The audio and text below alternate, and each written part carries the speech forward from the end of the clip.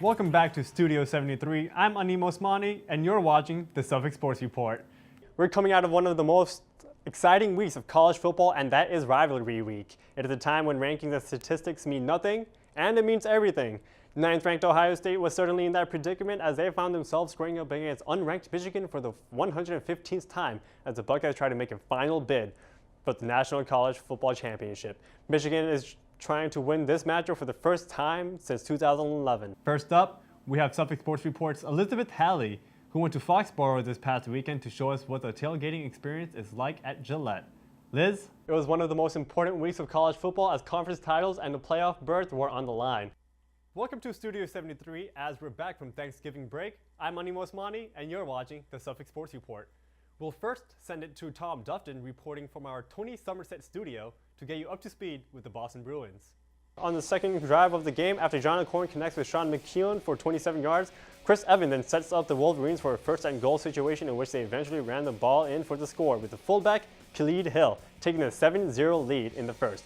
Michigan's defense then follows up with a 3-and-out for 3 consecutive Buckeye possessions, which sets up Donovan People-Jones with a beautiful punt return, setting up great field position for the Wolverines.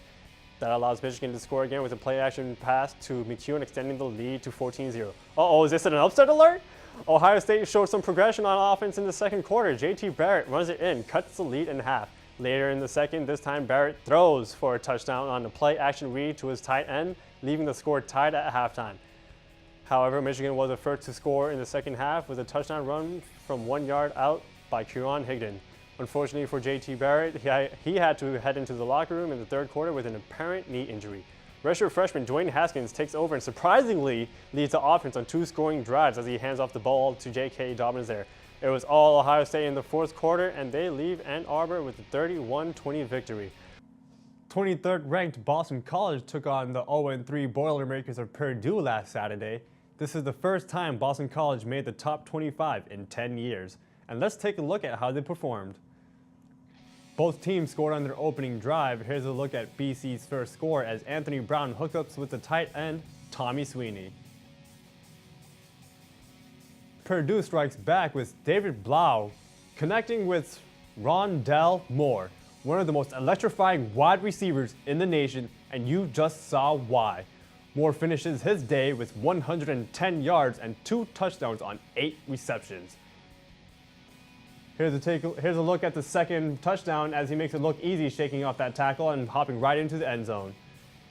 BC's offense, however, has a tough stretch as Anthony Brown records 4 interceptions and star running back A.J. Dillon has been shut down, recording only 59 yards on 19 carries for the day.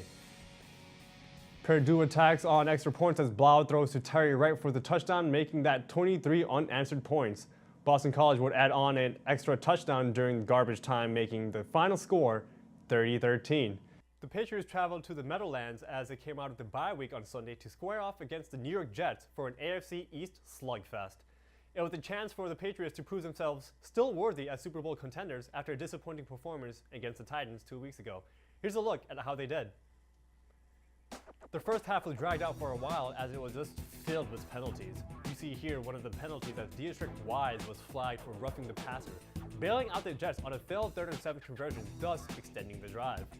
With that, the Jets were able to score in immediately as Josh McCown connects with Jermaine Kearse for the first touchdown of the game, putting the Jets up 7-0. Patriots strikes back in the ensuing drive with Brady throwing the ball down the middle to Rob Gronkowski. Welcome back, Gronk. This is his first game back after missing on the previous 2. And there's a good spike, by the way. The teams go into the locker room tied at 10. Second half, the Patriots establishes the running game with Sony Michel as he manages to find an opening and burst through for a huge gain. Here's another big run play later in the third, this time with James White, filling in for the injured Sony Michel. That sets up Julian Edelman with the catch and run into the end zone. And on the way, he makes the Jets look like the Jets. And can't forget the spike, of course. Patriots continues a strong ground game. They finished the day with 215 yards on 36 carries. 133 yards belongs to Sony Michel, as you see another big run in the fourth as he returned from the injury. He seems to be just fine here as he powers into the end zone for another and final score. Patriots win it, 27-13.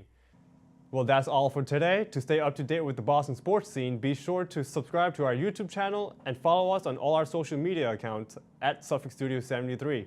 For Celia, Hannah, Sean, and the rest of the crew, I'm Anim Osmani, and I'll see you next time.